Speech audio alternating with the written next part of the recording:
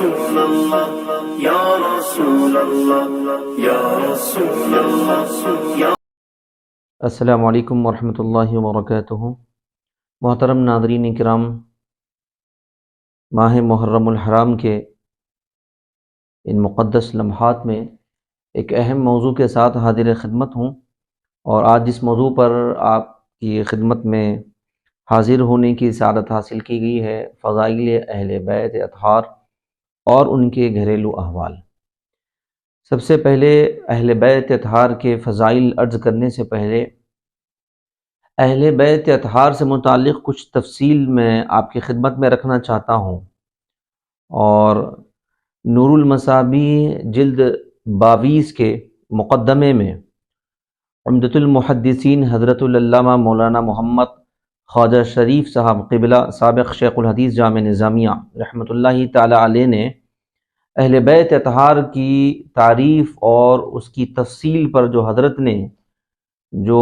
تحریر فرمائی ہے، جو تحقیق پیش کی ہے، میں اس کو آپ کی خدمت میں سنانے کی سعادت حاصل کر رہا ہوں۔ دیکھیے، نور المصابی کی جلد نمبر 22 اور اس آخری جلد کا پہلا باب مناقب اہل بیت ہے، اور نصف النہار کی طرح اہل بیت سے متعلق حضور پاک صلی اللہ تعالی علیہ وسلم کا ارشاد مبارک دنیا کا ذرہ ذرہ جانتا ہے، کہ جو حضور نے فرمایا کہ میرے اہل بیت کی مثال کشتی نوح کی طرح ہے، جو اس کشتی میں سوار ہوا وہ نجات پایا، اور جو پیچھے رہ گیا وہ ہلاک ہو گیا۔ اہل بیت کا کشتی ہونا ان سے محبت کا نام ہے۔ یہ باب مسلمانوں کی دنیا اور آخرت میں کامیابی اور نجات کا ضامن ہے۔ یاد رہے کہ اہل بیت اطہار، اہل بیت یعنی حضرت رسول کریم صلی اللہ تعالی علیہ وسلم کے گھر والے، ان کی 3 قسمیں ہیں۔ سب سے پہلے اہل بیت ولادت یعنی اولاد پاک اور اہل عبا ہیں۔ نمبر 2 اہل بیت سکن، ان سے مراد ازواج مطہرات ہیں۔ نمبر 3 اہل بیت نسبی، وہ تمام جن پر زکوٰۃ لینا حرام ہے، یعنی بنی ہاشم، حضرت عباس، حضرت علی، حضرت جعفر، حضرت عقیل، حضرت حارث رضی اللہ تعالی عنہم اجمعین کی اولاد۔ بعض علماء نے حضور سید عالم صلی اللہ تعالی علیہ وسلم کے گھر میں آنے جانے والے حضرات جیسے حضرت زید بن حارثہ اور حضرت اسامہ بن زید رضی اللہ تعالی عنہما وغیرہ کو چوتھی قسم قرار دیا ہے۔ بہرحال اہل بیت سے محبت حضور صلی اللہ تعالی علیہ وسلم کی محبت ہے، حضور علیہ الصلوۃ والسلام سے محبت اللہ تعالیٰ سے محبت ہے۔ اہل بیت ولادت کے بعد اہل بیت سکن یعنی ازواج مطہرات کے مناقب ہیں۔ ازواج مطہرات کی تعداد 11 ہے، اور ایک قول کے مطابق 12 ہیں۔ حصول سعادت کے لیے ازواج مطہرات کے میں اسماء کا بھی ذکر کر کے اپنی بات کو آگے بڑھا رہا ہوں۔ یہ جو نام ہیں ازواج مطہرات کے، ان میں ام المومنین حضرت سیدہ خدیجۃ الکبریٰ رضی اللہ تعالیٰ عنہ، ام المومنین حضرت سودا رضی اللہ تعالیٰ عنہ، ام المومنین حضرت عائشہ صدیقہ طیبہ طاہرہ رضی اللہ تعالیٰ عنہ، ام المومنین حضرت بی بی حفصہ رضی اللہ تعالیٰ عنہ، ام المومنین حضرت زینب بنت خزیمہ رضی اللہ تعالیٰ عنہ، ام المومنین حضرت ام سلمہ رضی اللہ تعالیٰ عنہ، ام المومنین حضرت زینب بنت جحش رضی اللہ تعالیٰ عنہ، ام المومنین حضرت ام حبیبہ رضی اللہ تعالیٰ عنہ، ام المومنین حضرت جویریہ رضی اللہ تعالیٰ عنہ، ام المومنین حضرت میمونہ رضی اللہ تعالیٰ عنہ، ام المومنین حضرت صفیہ رضی اللہ تعالی عنہ، اور ایک قول میں 12واں نام حضرت ریحانہ بنت زید رضی اللہ تعالی عنہ کا ملتا ہے۔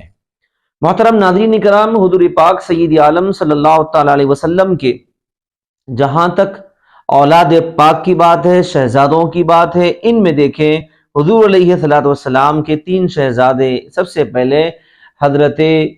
سیدنا قاسم، حضرت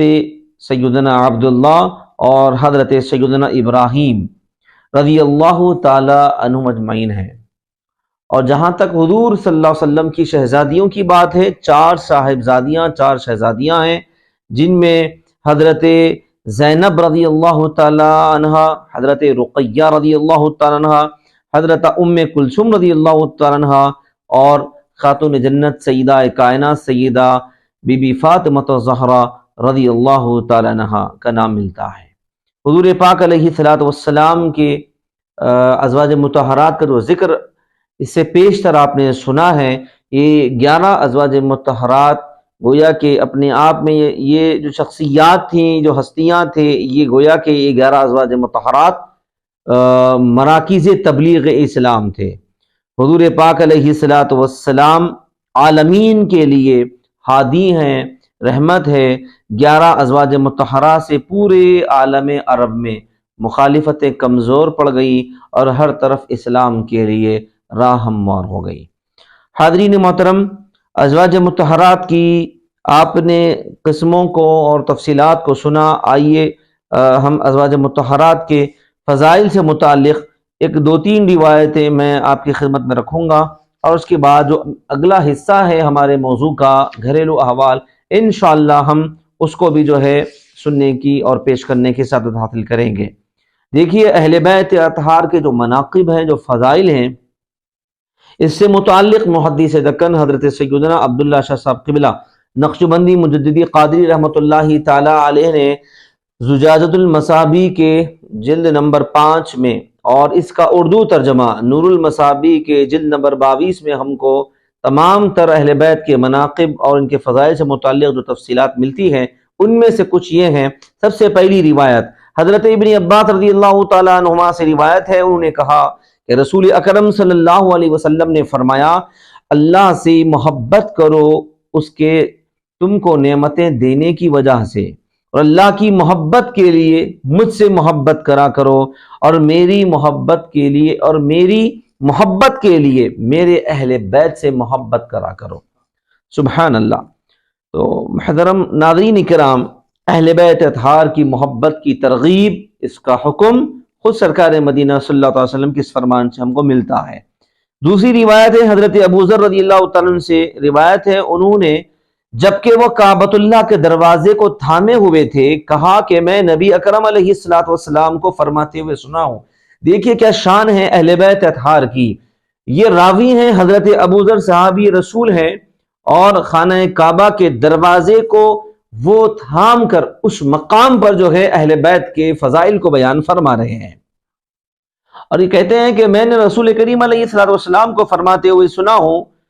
کہ سنو، تم میں میرے اہل بیت کی مثال حضرت نوح علیہ الصلوۃ والسلام کی کشتی کی طرح ہے، جو کوئی اس میں سوار ہو گیا وہ نجات پا گیا، اور جو اس سے پیچھے رہ گیا وہ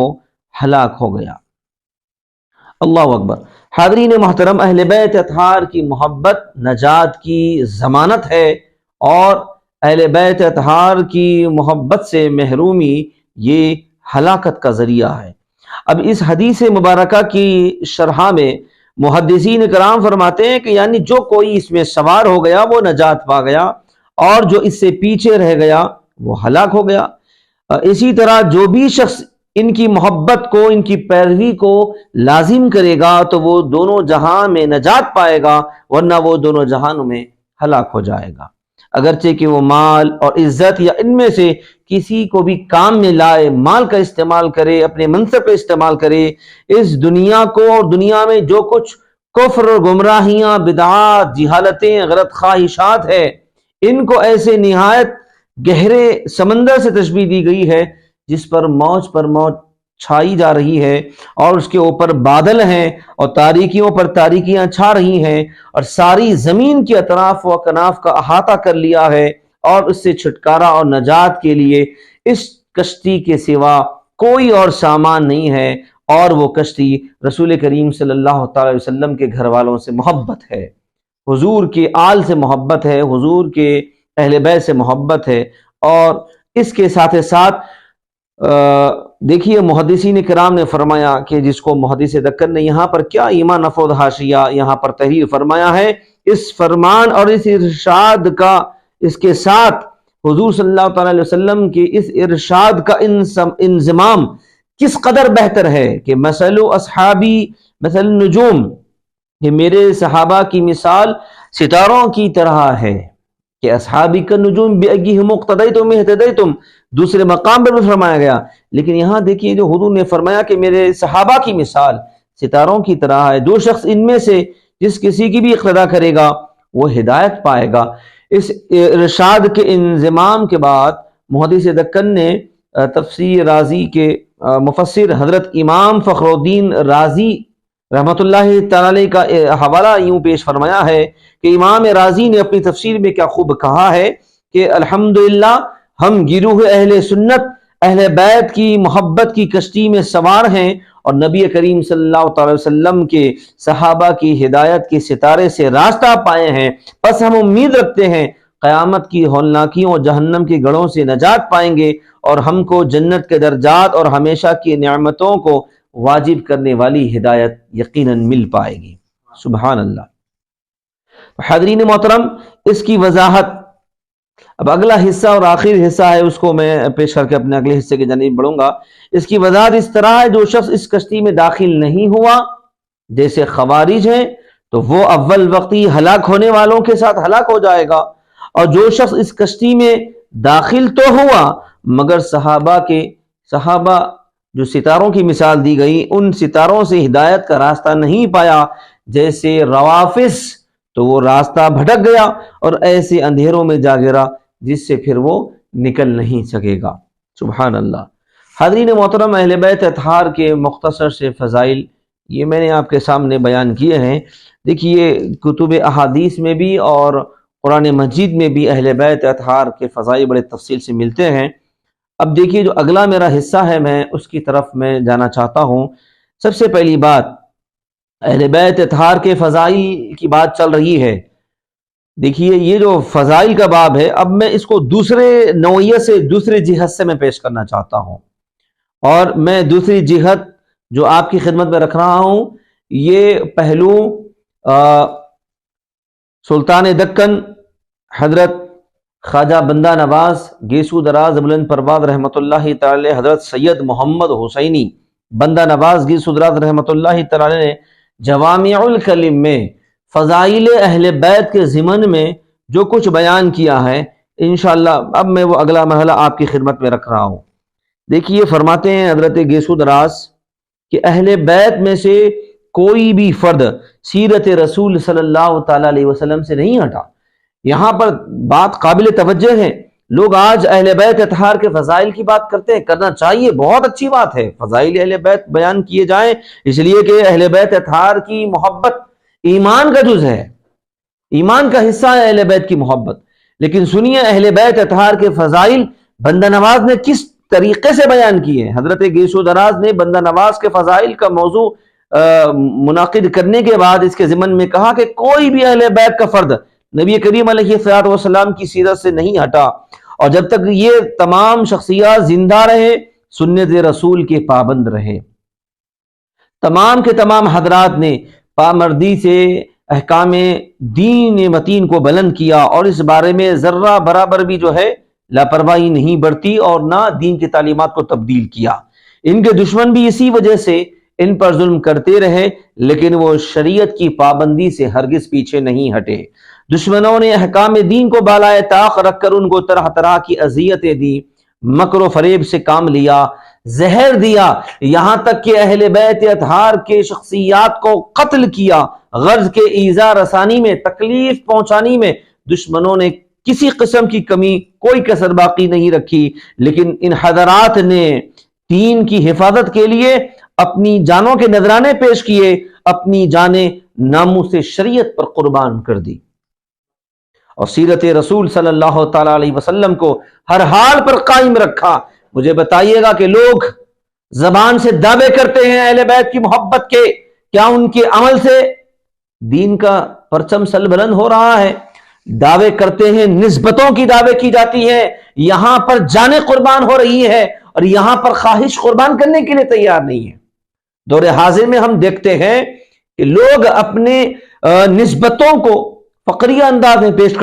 پیش کرتے ہیں، کرنا چاہیے، نسبتوں پر ناز کرنا چاہیے۔ یقیناً وَأَمَّا بِنِعْمَةِ رَبِّكَ فَحَدِّثْ، تحدیث نعمت کے طور پر اگر آپ نسبت کو بیان کریں تو کوئی غلط نہیں ہے، لیکن ہم دیکھتے ہیں کہ ایک طرف اہل بیت اطہار کے وہ جب احوال ہمارے سامنے ہیں جس کو بزرگان دین نے، صوفیاء کرام نے، اور یہ اہل دل اور اہل علم اور اہل ذکر نے جس انداز سے اہل بیت اطہار کے کردار کو دنیا کے سامنے پیش کیا، جب ہم ان کے کردار کو پڑھتے ہیں تو وہ کردار ہمارے سامنے جب آتا ہے تو انہوں نے اپنی جان کے نذرانے پیش کر کے ناموس شریعت کی حفاظت فرمائی ہے۔ اور آج کیا ہو رہا ہے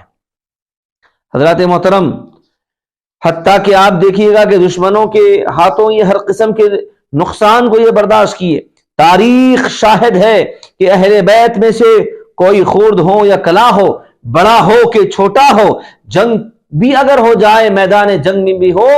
تو اہل بیت اطہار میں سے نہ بڑے پیچھے ہٹے نہ چھوٹے پیچھے ہٹے، عزم کی مثال پیش کیے ہیں۔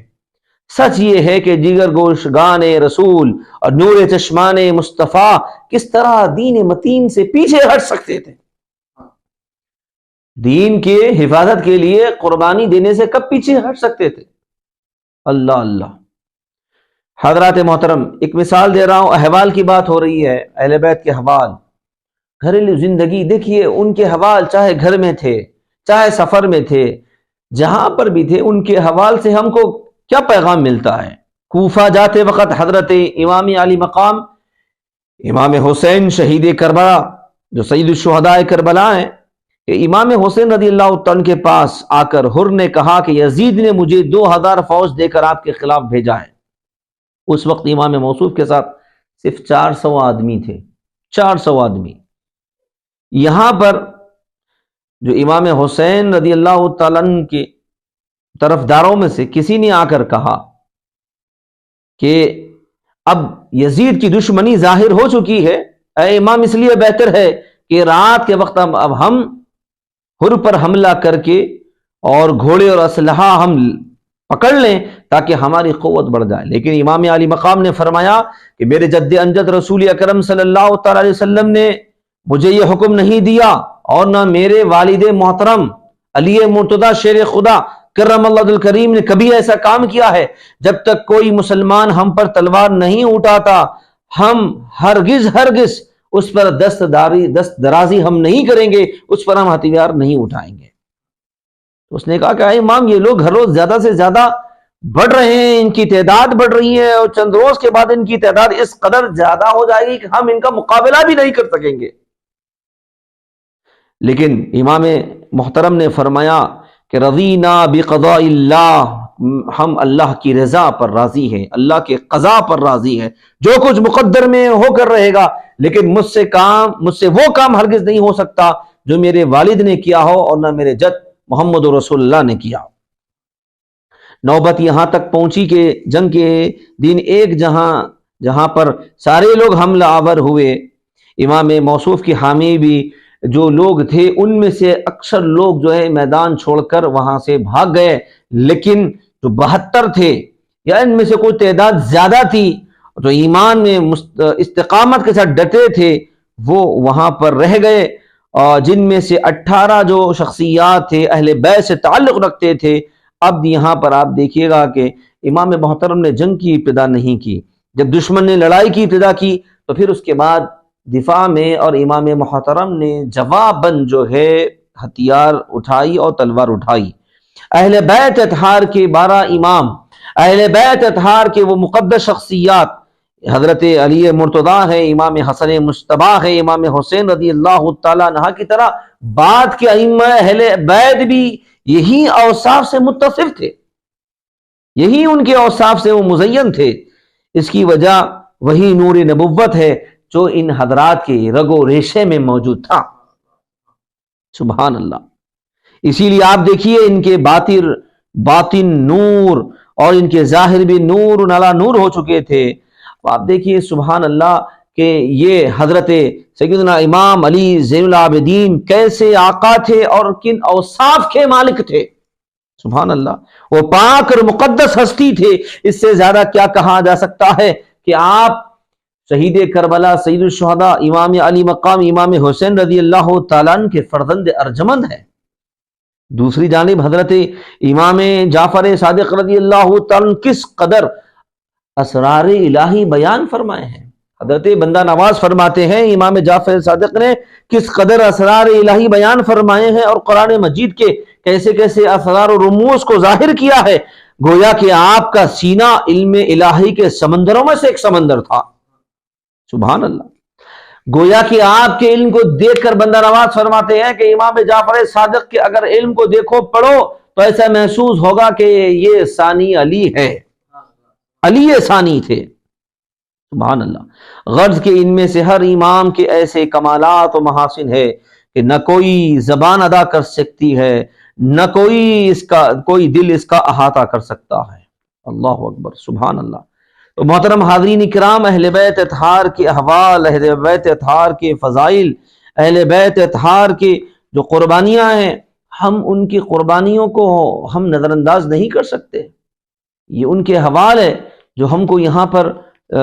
شب و روز کس طریقے سے وہ گزارے ہیں، یہی کچھ احوال ان کے شب و روز میں سے ہم یہاں پر پیش کرنے کی جو ہے سعادت حاصل کر رہے ہیں۔ یہ جو آپ نے سماعت کیا اہل بیت اطہار کے فضائل میں سے، کہ ان میں سے کوئی بھی شریعت سے پیچھے نہیں ہٹا، ہر کوئی شریعت پر عمل کرتے رہے، یہ بہت بڑی بات ہے۔ اہل بیت اطہار کے احوال میں ہم کو کیا ملتا ہے؟ اہل بیت اطہار کے احوال میں ہم کو شریعت پر استقامت کے پہلو ملتے ہیں، اور دین کی سربلندی کے لیے ان کی جو کچھ محنتیں ہیں، یہ سب کچھ ہم کو ملتا ہے۔ ان کے اہل بیت اطہار کے احوال میں سیرت رسول پر استقامت ہم کو ملتی ہے۔ یہ کوئی معمولی بات نہیں، اور تمام کے تمام یہ احوال ہمارے لیے قابل عمل ہے۔ حاضرین محترم، ایک حصہ ان کے احوال میں سے میں بتانا چاہتا ہوں کہ جس کو بندہ نواز گیسو الدراز رحمۃ اللہ تعالیٰ علیہ نے جوامع الکلیم میں لکھا ہے، کہ فرماتے ہیں کہ ایک رات حضرت خواجہ حسن بصری حرم کعبہ میں عبادت میں مشغول تھے کہ کعبے کی چھت سے کسی شخص کے درد بھری آواز آتی ہے، رونے کی، اور فرماتے ہیں کہ یاد رہے کہ کعبے کی چھت پر ہر شخص کی رسائی نہیں ہوتی۔ آپ نے آواز دی کہ کون ہے؟ پھر اس کے بعد اس شخص کو دیکھنے کے لیے آپ وہاں جا کر آپ نے دیکھا وہاں ایک آدمی پڑا رو رہا ہے اور گڑ گڑا کر عرض کر رہا ہے۔ بہرحال وہ اپنے انداز سے جو ہے اللہ تبارک و تعالیٰ کی بارگاہ میں اپنے احوال کو پیش کر رہا ہے۔ گریہ وزاری اور خوف خدا کا ایک غلبہ اس کے اندر موجود تھا۔ تو یہ تمام کی تمام گفتگو سن کر خواجہ حسن بصری نے سن کر یہ کہتے ہیں کہ میں نے دل میں کہا کہ یہ کون گنہگار شخص ہوگا جو اتنا جو ہے خوف سے جو ہے رو رہا ہے۔ بہرحال جب قریب پہنچے کیا دیکھتے ہیں کہ امیر المومنین حضرت امام حسین ہیں، جو اس طریقے سے خوف خدا میں رو رو کر اللہ کی بارگاہ میں دعائیں کر رہے ہیں۔ اللہ اکبر۔ حاضرین محترم، خواجہ حسن بصری جب دیکھتے ہیں کہ امام علی مقام امام حسین رضی اللہ تعالیٰ عنہ اس طڑف کے ساتھ گریہ وزاری کر رہے ہیں، تو فوراً نواسۂ رسول کے قدموں میں گر گئے اور عرض کرنے لگے کہ اے فرزند رسول صلی اللہ علیہ وسلم، آپ کی عظمت اور بزرگی کا یہ عالم ہے کہ جس کی کوئی حد نہیں، آپ کی فضیلت کی، آپ کی عظمت کی، آپ کی بزرگی کی، اور اگر وہ فضائل اور عظمتیں اگر ہم شمار نہ بھی کریں، اگر وہ نہ بھی ہوں، تو کیا یہ عظمت کے لیے کافی نہیں کہ حضرت سیدہ بی بی فاطمہ زہرا رضی اللہ تعالیٰ عنہ آپ کی والدہ ماجدہ ہے؟ یہ خود کتنی بڑی عظمت کی بات ہے، کتنی بڑی فضیلت کی بات ہے۔ اور حضرت علی مرتضیٰ آپ کے والد ہیں، یہ کتنی بڑی عظمت کی بات ہے۔ تو سرور کائنات صلی اللہ علیہ وسلم کی نسبت، پھر وہ ایک نسبت موجود ہے، کیا یہ کافی نہیں ہے؟ لیکن حاضرین محترم، حضرت امام حسین رضی اللہ تعالیٰ عنہ نے کہا کہ اے حسن سنو کہ اللہ رب کریم نے فرمایا ہے وَأَنذِرْ عَشِيرَتَكَ الْأَقْرَبِينَ، اپنے قریبی رشتہ داروں کو ڈر سناؤ۔ جب یہ آیت نازل ہوئی تو حضور پاک سید عالم صلی اللہ تعالی وسلم نے اپنے گھر والوں کو بھی جو ہے احکام اسلام کے بارے میں، تبلیغ کے بارے میں، تعلیم کے بارے میں حضور پاک سید عالم صلی اللہ تعالی وسلم نے مزید پہلے سے زیادہ اس کا اہتمام فرمایا۔ لیکن سنو، تم عظمتوں کی بات ہو رہی ہے، فضیلتوں کی بات ہو رہی ہے، لیکن آج دیکھیے دور حاضر میں لوگ صرف ایک پہلو کی طرف متوجہ ہیں، ایک پہلو کی طرف ہے، لیکن یہاں جس کی نسبت کا تم دعویٰ کر کے دنیا پہ تم ناز کا اظہار کر رہے ہو، ذرا ان کے حوال دیکھو کہ ان کے خوف خدا کا کیا حال ہے، گر گڑانے کا کیا حال ہے، اللہ کی بارگاہ میں رونے کا کیا حال ہے، اللہ تبارک و تعالیٰ کی رضا کا ان کا کیا حال ہے۔ اللہ اکبر۔ یہ احوال آج امت کے درمیان بیان کرنے کی ضرورت ہے۔ حاضرین گرامی قدر، یہ اہل بیت اطہار تھے جو اتنا جو ہے خدا کا خوف اپنے دل میں رکھا کرتے تھے۔ اللہ اکبر۔ حاضرین محترم، اسی طریقے سے آپ دیکھیے گا اہل بیت اطہار کے فضائل اور اہل بیت اطہار کے مناقب میں اب میں آپ کو سنانے لگا ہوں خاتون جنت سیدہ کائنات سیدہ بی بی فاطمہ زہرا سلام اللہ تعالی علیہا کے کچھ احوال۔ دیکھیے حضرت بندہ نواز گیسو دراز رضی اللہ تعالیٰ عنہ یہ واقعے کو بیان فرماتے ہیں کہ انصار صحابہ میں کسی کے پاس ایک شادی کی تقریب منعقد ہوئی تو وہ حضور کی خدمت میں آ کر سیدہ کائنات بی فاطمہ زہرا رضی اللہ تعالیٰ عنہ کو اس دعوت میں شریک ہونے کی انہوں نے وہاں پر درخواست پیش کی حضور کی بارگاہ میں۔ چونکہ اس وقت مدینہ منورہ میں آپ نئے نئے تشریف لائے تھے، یعنی ہجرت کے فوری بعد کا یہ واقعہ ہے، تو حضور صلی اللہ تعالی وسلم نے ان کی تالیف قلبی کے لیے دعوت کو قبول فرمایا اور سیدہ سے فرمایا، اپنی شہزادی اپنی لاڈلی سے فرمایا کہ وہ شادی میں شرکت کریں۔ لیکن دیکھیے سیدہ نے عرض کیا، یا رسول اللہ آپ دعوت میں جانے کی آپ جو ہے حکم دے رہے ہیں، نہ میرے پاس ایسے کپڑے ہیں نہ میرے پاس ایسا زیور ہے، ایک ہی جوڑا ہے جو میں پہنا ہوا ہے، وہ بھی اس پر بھی کئی پیبند لگے ہوئے ہیں، اس حال میں شادی میں اور اس تقریب میں کیسے شریک ہو سکتی ہوں؟ لوگ مجھے حقارت کی شاید نظر سے دیکھیں گے۔ آپ نے فرمایا کہ اے بیٹی اب کیا ہو سکتا ہے جبکہ میں نے ان کی دعوت کو قبول کر لیا ہے اور میں نے وعدہ کر لیا ہے اور آپ کو جانا ہے۔ چنانچہ حکم کی تعمیل کرتے ہوئے سیدہ کائنات سلام اللہ علیہا اس تقریب میں شرکت کی، اور اب جب وہاں دیکھتی ہیں تو کیا حال ہے کہ وہاں پر تمام خواتین کے شاندار ملبوسات ہیں، اعلیٰ قسم کے زیورات پہنی ہوئی ہے، اور سیدہ کائنات بی فاطمہ زہرا رضی اللہ تعالیٰ کے نزدیک کوئی نہیں آیا۔ آپ نے دل میں خیال کیا کہ میرا خیال صحیح نکلا کہ میں جس حال میں آئی ہوں تو کوئی بھی میرے قریب آنے کے لیے تیار نہیں ہے۔ جب وہ واپس گھر پہنچی تو حضور کی خدمت میں عرض کرتی ہیں کہ یا رسول اللہ صلی اللہ علیہ وسلم جس چیز کا مجھے ڈر تھا اور وہی جو ہے نکلا کہ میں جس حال میں گئی تو وہاں پر میں نے دیکھا کہ کوئی خاتون کوئی عورت جو ہے میرے قریب نہیں آئی۔ حضور نے فرمایا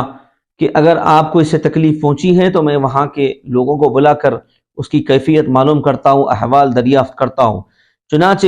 جب انصار کی طرف سے ایک عورت آئی تو اس نے کہا یا رسول اللہ صلی اللہ علیہ وسلم آپ فرماتے ہیں کہ آپ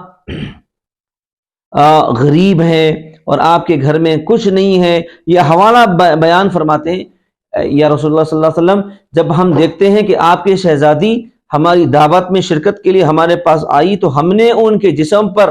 جو لباس دیکھا، یہ لباس فاخرہ اور زیورات اور ایسے ایسے ہیرے جواہرات سیدہ کے جسم پر ہمیں نظر آئے، ہم مرعوب ہو گئیں اور ہم ان کے قریب نہیں جا سکے۔ ہم نے ان کے جسم پر ایسا عمدہ قسم کا لباس دیکھا، یہ سب کہاں سے آئے؟ ہم سب جو ہے مرعوب ہو گئے، ان کے چمکدار لباس اور ان کے زیورات دیکھ کر ہماری آنکھیں خیرہ ہو گئی۔ حاضرین محترم،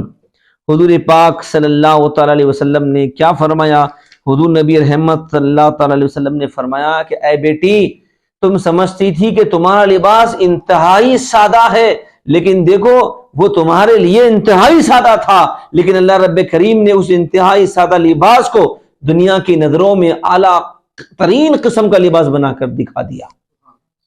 یہ تمہاری عظمت ہے، یہ تمہاری شان ہے۔ حاضرین محترم، بہرحال اس واقعے کے اندر ایک تو اہل بیت اطہار کے گھریلو احوال کا پتہ چلتا ہے کہ کس طریقے سے خاتون جنت کی زندگی انتہائی سیدھی سادہ اور بالکل نارمل ہے، لیکن انہوں نے عیش و عشرت کے مقابل میں تنگی کو اختیار کیا، یہ ان کا اختیار کرنا رسول رحمت صلی اللہ علیہ وسلم کا جو اختیار تھا، یقیناً یہ اللہ کی رضا پر راضی تھے تمام کے تمام اہل بیت اطہار کے ہستیاں۔ تو عیش و عشرت کے مقابل میں ان شخصیات نے تنگی کو اور یہ کیا کہنا چاہیے دنیا کے تکلیفوں کو انہوں نے گلے لگانا گوارا کیا، لیکن دنیا کے عیش و عشرت کو پسند نہیں فرمایا۔ حاضرین محترم، امام حسن مجتبی کی جہاں تک بات ہے احوال کی، یہاں پر دیکھیے جب امام حسن مجتبی کا آخر وقت آیا تو لوگوں نے ان کا حال پوچھا کہ اس وقت کیا حال ہے آپ کا؟ تو اس وقت احوال میں بتایا جاتا ہے امام حسن مجتبی کی کہ لوگوں سنو، میں ایسے آقا کی طرف جا رہا ہوں کہ معلوم نہیں پھر کس طرح سے وہ اللہ وہ خدا مجھ پر تجلی فرمائے گا۔ تو اس وقت بھی حضرت امام حسن مجتبی پر گریہ زاری کے احوال تھے۔ حاضرین محترم، حضرت امام علی مقام کے احوال بھی یہاں پر پیش کیے گئے، حضرت امام حسن مجتبی کے بھی احوال پیش کیے گئے، سیدہ کائنات خاتون جنت بی بی فاطمہ زہرا رضی اللہ تعالیٰ عنہا کے بھی احوال آپ نے سماعت فرمایا۔ تو یہ تمام کے تمام احوال پیش کرنے کا مقصد یہی ہے کہ ہم اپنے اندر وہی جذبہ پیدا کریں۔ وہ جذبہ کیا ہے؟ عمل کا جذبہ ہے، وہ جذبہ شریعت پر استقامت کا جذبہ ہے، اور وہ جذبہ شریعت کے لیے ہر چیز کو قربان کرنے کا جذبہ ہے۔ آج ہمارے ملک کی حالات کے اندر ایک ڈر خوف کا ماحول لوگوں میں نظر آ رہا ہے، لیکن سنیے اہل بیت اطہار کی زندگیوں کو ہم پڑھتے ہیں تو انہوں نے ڈر کے مقابل میں کس کو اختیار کیا؟ شریعت کو اختیار کیا، اور شریعت کی ناموس کے لیے انہوں نے اپنی جانوں کے نذرانے پیش کیے۔ اگر ہم ہندوستان میں اگر شریعت کی حفاظت کرنا چاہتے ہیں تو یقیناً یہ اس وقت تک ممکن نہیں ہے، یعنی حفاظت سے مراد خدمت کی بات میں کر رہا ہوں، خدمت کے اعتبار سے جہاں تک حفاظت کی بات ہے تو یقیناً اسلام پہلے بھی تھا، اسلام آج بھی ہے، اور اسلام قیامت تک رہنے والا ہے۔ ہم کیا حفاظت کر پائیں گے؟ یقیناً حفاظت تو ہم شاید کریں نہ کریں، لیکن ہم خدمت کا ایک جذبہ اگر ہم اپنے اندر پیدا کر لیں گے، یہ اس وقت تک ممکن نہیں ہے جب تک کہ اہل بیت اطہار نے جس طریقے سے شریعت کی حفاظت کے لیے، شریعت کی ناموس کے لیے سب کچھ قربان کیا، ان کے نقش قدم پر چلتے ہوئے ہم بھی ہر شے کو قربان کرنے کا اپنے اندر جذبہ پیدا کریں۔ میں رب کریم سے دعا کرتا ہوں مولا تبارک و تعالی ہم تمام کو اہل بیت اطہار کی سچی اور کامل محبت نصیب فرمائے، اور ان کے احوال کے مطابق ہم سب کو اپنی زندگیاں گزارنے کی توفیق عطا فرمائے۔ وآخر دعوانا الحمد للہ رب العالمین۔